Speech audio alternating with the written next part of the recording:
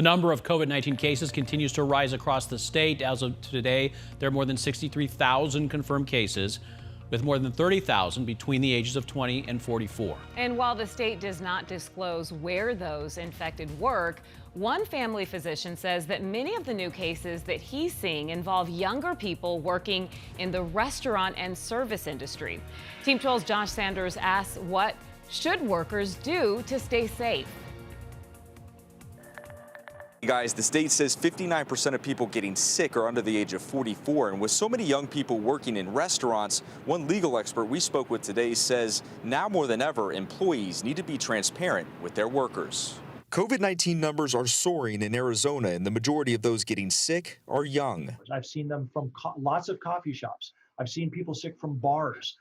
And especially seen people who work at restaurants waiting tables getting COVID. Chandler family physician Dr. Andrew Carroll has seen an increase in his younger patients working in the service industry. These are food service places, and if their employees are getting sick with COVID, they're closing down to do the deep cleanings. That then impacts the employer. But what are workers' rights to know if another employee is sick? And what should employers do to keep the public informed? The Arizona Restaurant Association says restaurants are not required to make a public statement, but suggests a restaurant should, quote, get in front of the issue by making a statement on their website or online. There's no legal requirement for employers to disclose that another employee or a customer in some instances has tested positive. Michael Selmy specializes in employment law. He says legally under the American with Disabilities Act, employers cannot disclose the identity of someone who's tested positive. Employers can, without violating the law, inform employees that someone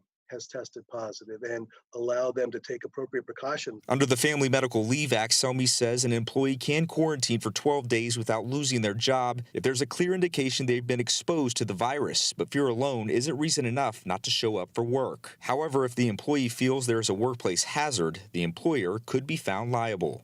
Selmy says there often isn't a direct answer, but that employers and employees should take every precaution and follow CDC guidelines to keep themselves and the public safe. We're in downtown Phoenix. Josh Sanders, 12 News.